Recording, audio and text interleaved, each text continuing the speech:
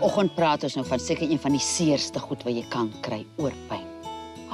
Dit voel mos of daar so 'n mes in jou oor ingesteek word en hy so steek, dis verskriklik seer. Ek het as jong kind so gesukkel met oorpyn. En die ou mense het 'n stukkie varkvet in die oor gesit, daai oor wat pyn.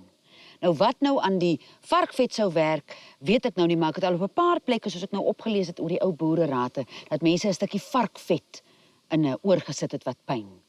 'n Ander ding wat jy kan doen, jy kan 2 druppels bruin dulsies, dis 'n Lennens-produk. Jy vat 'n teelepeltjie olyfolie met 2 druppels bruin dulsies, maak die teelepeltjie warm bokant 'n kersvlam. Mens moet nooit iets kouds in die oor ingooi nie. En gooi in die oor in en sit 'n pluisie in. En môre aand doen jy die ander oor, al is die ander oor nie seer nie. Net om as ons moet kanale aan mekaar vas. En 'n ander wonderlike ding wat werk, meeste mense het malvas in hulle tuin. En die een wat die lekkerste werk is die mintmalva, het so 'n sagte blaar. Dan breek jy 'n stukkie van die blaartjie af en maak 'n pluisie en hom kan jy nou deur die dag loop met hom in jou oor. Hy skei daar iets af in die oor. En ek dink is ook omdat hy die oor lekker warm hou. Mens moenie laat daar koue in die oor kom. In plaas van 'n pluisie deur die dag gebruik, kan 'n mens die malva blaar in jou oor dra. En die kannas, julle ken daai rooi oranje blomme wat so met hierdie groot blare. Baie keer as mense oor seer is hierdie kliere ook seer.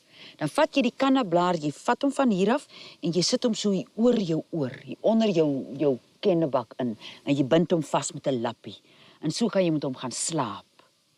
En die laaste ding wat jy kan doen is om 'n bietjie olyfolie te vat en knoffel daarin uit te braai. Of jy kan 'n bietjie kasterolie ook vat.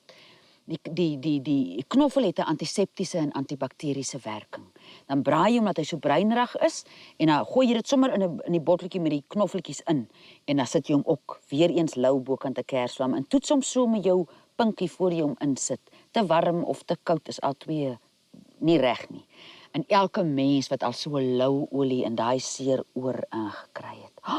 Dis die lieflikste soet gevoel.